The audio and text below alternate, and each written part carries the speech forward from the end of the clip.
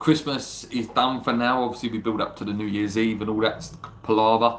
Um, yeah, I hope you're all well. Obviously, after the Southampton game, a win's a win, but it wasn't a great performance, was it? It was a real dull performance from West Ham, and as I keep saying every week, things can only get better. But I can't see it happening tomorrow night, to be honest with you. We're playing Liverpool, a team who is in fantastic form. Only lost 1 of 17 games this season under Arne Slot, who's really took them to that level again, where they're at. It'll be really, really hard for them to lose the league now, in my opinion. Already a massive, massive gap with a game in hand. So if they beat us and then they win that game in hand, it could be an even huge gap.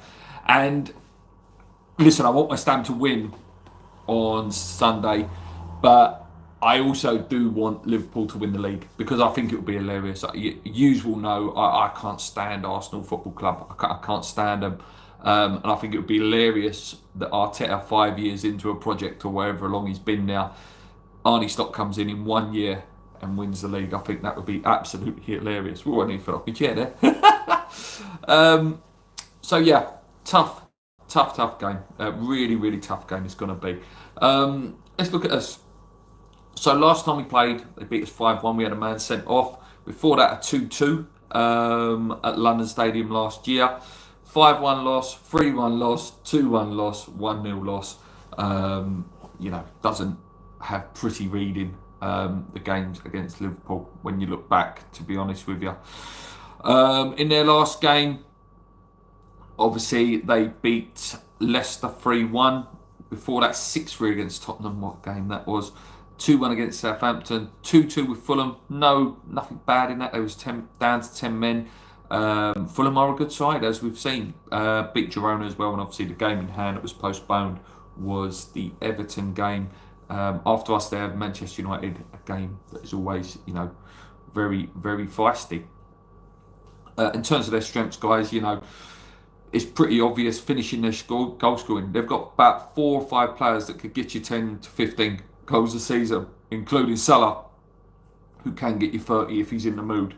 They're good at counter-attacking. They play down a wing quite a lot. They create chances through balls and individual skills. Defending set pieces is very strong. They're very good in the air, protecting the lead. Their only weakness on WhoScored.com is defending against through ball attacks. They like to do short passes. They control the game in the opposition's half. They attack down the middle, possession football, rotate the first 11. And Arne Slot has sort of slightly moved away from that rock and roll football. He's got it at times. At times he can go bosh like that, switch it on, and then go into rock and roll football like the clock mode. But it's in a more controlled way now. It feels like it's not just all the time. They will do the passing round the back, and then they'll go bang and try and hit you. They're really good to watch. I do like Liverpool, but listen, I'm a West Ham fan. I want West Ham to win. Can I see us winning? Not at all. Let's have a look at predicted lineups for the game. It usually plays with 4-2-3-1. Becker in goal. Robertson, left back. Van Dijk, Gomez, and Trent at right back. Gravenberch, who's had a fantastic season, will play in the midfield with McAllister, another one, great player. Gakpo, full of goals, heavily praised by the people I work with who are Liverpool fans. He's one to watch out for. Obviously, Salah's Salah. Curtis Jones sits in the cam role, and Jota has been playing up front recently for him. But they've also got Nunes in there. Injuries: Szoboszlai is suspended. Konate's out, and Conor Bradley's out for them. Looking at us, guys, obviously Antonio's injured, Souček suspended, Kilman's probably doubtful for this game after the shoulder. Doubt he'll be back straight away for that, and obviously Fabianski, I very much doubt that he will play as well. So I'd expect it to be Areola in goal, Wan-Bissaka in at right back, Tobido, Mavropanos, and Emerson. That does scare me a little bit, Mavropanos. Alvarez and Soler filling in as the pivots. Kudus on the left, Bowen on the right, Paquetá and Fulkrug up front.